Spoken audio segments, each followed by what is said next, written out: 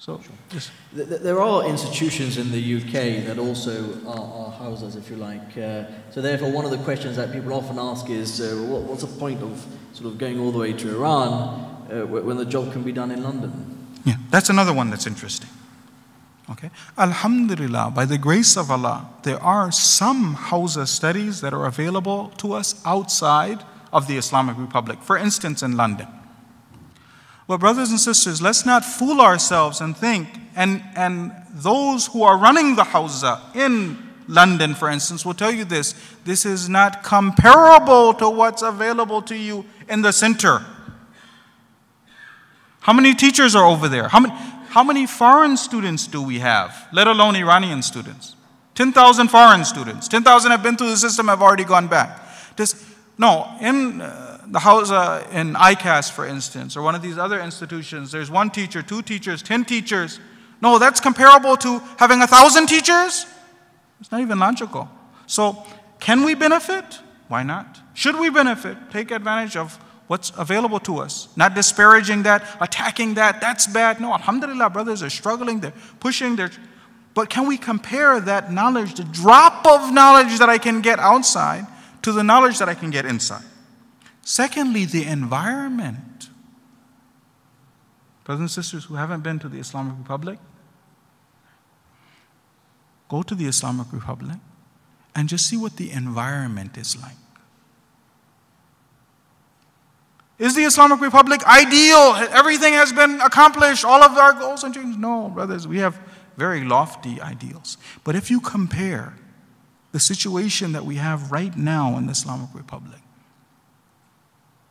with what we had in the time of the Prophet, compare the mu'mineen there with the mu'mineen at the time of the Ahlul Bayt, there is no comparison. Take the worst of the brothers and sisters over there and imagine if you wanted to go and burn the house of Hazrat Fatima. You would see qiyamat from the fusaq, let alone the mu'mineen. The mu'mineen, they've shown when the time came for them to show their commitment to Islam, 15,000 in one day when Imam Khomeini, when they came to get Imam Khomeini, take Imam Khomeini away, 15,000 people in one day, shaheed. For a representative of the Imam. What would these individuals do if the Imam was there? So, to compare this, so the atmosphere is a very different atmosphere. When you go outside, and brothers and sisters who've been to the Islamic Republic and come back from it, they'll tell you this experience. When you wake up in the morning and you hear the adhan, when you listen, you sit, and the du'as, people are praying in the streets, they're stopping the cars, everybody, so you're sitting down. You're listening to majalis of Ahlul Bayt, hearing the madlumiyah of Hazrat Fatima, you're sitting there in the streets, you're blocking the streets. Do you think, therefore, there is a place for Hawzas in the West, or should we just sort of close them down and focus on Iran? No! We need Hawzas outside also. Right.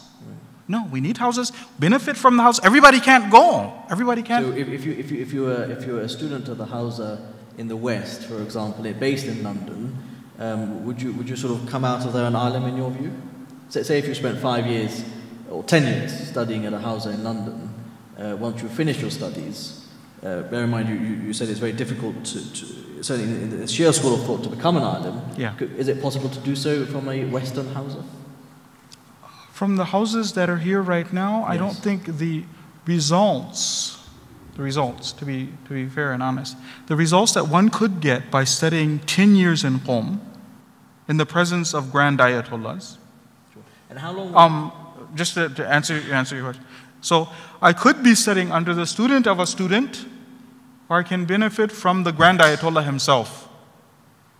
Sure. Right? Is that an insult to the Hawza in London and other places that's bad? No. But I mean, I can sit at the feet of these grand ayatollah, Ayatollah Wahid, Ayatollah Subhani, Ayatollah Makaram, Ayatollah Safi Gulbaikani.